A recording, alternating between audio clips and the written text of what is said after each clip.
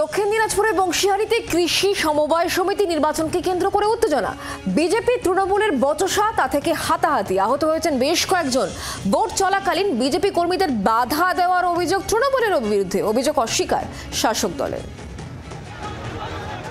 কৃষি উন্নয়ন সমবায় সমিতির নির্বাচনকে কেন্দ্র করে উত্তেজনা ছড়ালো দক্ষিণ দিনাজপুরের বংশীহারিতে। বিজেপি কর্মী সমর্থকদের মারধরের অভিযোগ তৃণমূলের বিরুদ্ধে।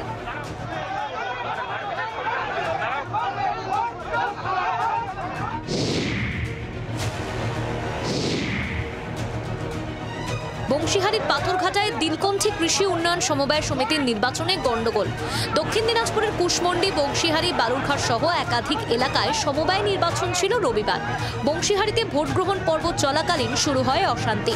ভোট প্রক্রিয়ার সময় বিজেপি প্রার্থী ও সদস্যদের এলাকায় ঢুকতে বাধা দেওয়ার অভিযোগ ওঠে তৃণমূলের বিরুদ্ধে। সে সময় বচসায় জড়ায় দুপক্ষ।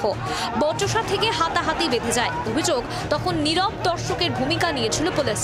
তৃণমূলের গুন্ডা বাহিনী, যারা বহিরাগত বাইরে থেকে এসছে, মালদা থেকে, কালীচক থেকে এসছে, স্থানীয় গুন্ডাদের সাথে করে নিয়ে আমাদের বিজেপির নেতৃত্বকে ভীষণভাবে মারধর করা হয়েছে এবং আমাদের মন্ডল প্রেসিডেন্টকে মারধর করা হয়েছে, হাসপাতালে 4 জন। দুপক্ষের হাতাহাতিতে কয়েকজন বিজেপি কর্মী সমর্থক আহত হন বলে অভিযোগ।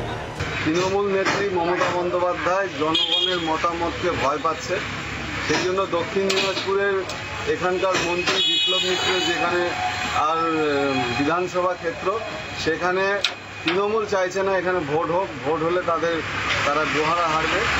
যদিও সব অভিযোগ অস্বীকার করেছে তৃণমূল।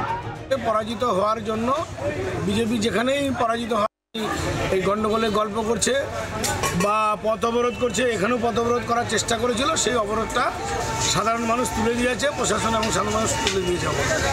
বছর ঘুরলেই বিধানসভা নির্বাচন। সামান্য সমবায় নির্বাচনে যদি এই অবস্থা হয়, তবে বিধানসভা ভোটের সময় কি হবে?